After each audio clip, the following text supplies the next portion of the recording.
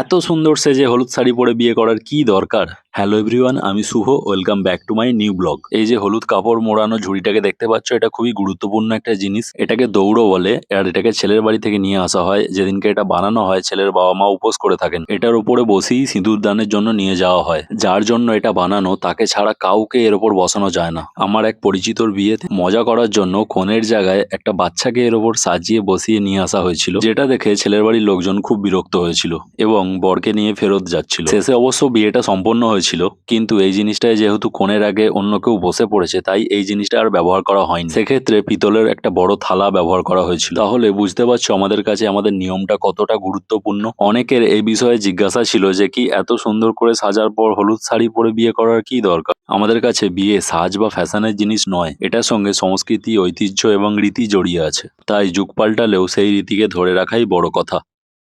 তাদের বিয়েতে একটা মজার নিয়ম আছে, যেখানে বিয়ের পর কনের বোন বা দিদিরা নতুন জামাইয়ের পা চেপে ধরবে ততক্ষণ পর্যন্ত, যতক্ষণ না তারা যে টাকাটা চায় সেই টাকাটা তাদেরকে দেওয়া হচ্ছে।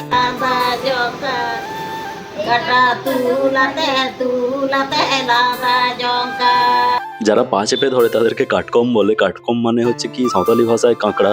কাঁকড়া যেমন ধরলে ছাড়ে না, তেমন শালিরাও পা একবার ধরলে টাকা না দেওয়া পর্যন্ত ছাড়বে না। তারপর আসি সেই প্রসঙ্গে, এখন মানুষ এত জাজমেন্টাল হয়ে গেছে, কারোর কোনো কিছু না জেনেই খুব সহজেই তাকে জাজ করে ফেলে। আমি সবার কথা বলছি না, কিছু কিছু মানুষ আছে, আমার ভিউয়ার্সরা অত্যন্ত ভালো, তারা যথেষ্ট ভালো কমেন্ট করে, তারা কোনো নেগেটিভ কমেন্ট করে না। এবার আমি কোনো খারাপ কথা বললাম, তখন কোনো নেগেটিভ কমেন্ট করলো, তখন ঠিক আছে। কিন্তু কিছু জনের কমেন্ট দেখছি এত বাজে কমেন্ট করছে যে কি মানুষের একটু টাকা পয়সা হয়ে গেলে আদিবাসী ভাষা বলতে লজ্জা পায়, তারপর আমি যে সাঁওতাল এটা নাকি আমার পরিচয় দিতে লজ্জা লাগে। এবার আমি যদি এটার জন্য লজ্জিত হতাম, তাহলে আমাদের আদিবাসী বিয়ের ভিডিও কেন দিতাম? এটা আমার কাছে লজ্জার বিষয় তো নয়, এটা আমার কাছে গর্বের বিষয়। আর আমি বাংলাতে কেন ভিডিও দিই? যাতে অন্য সম্প্রদায়ের মানুষরাও আমাদের কালচারের ব্যাপারে জানতে পারে। এবার যারা আদিবাসী তারা তো জানেই এইসব নিয়মের ব্যাপারে কম বেশি, কিন্তু তারা তো জানে না, সেটা যাতে তারা বুঝতে পারে, জানতে পারে, সেটার জন্যই ব্যাস।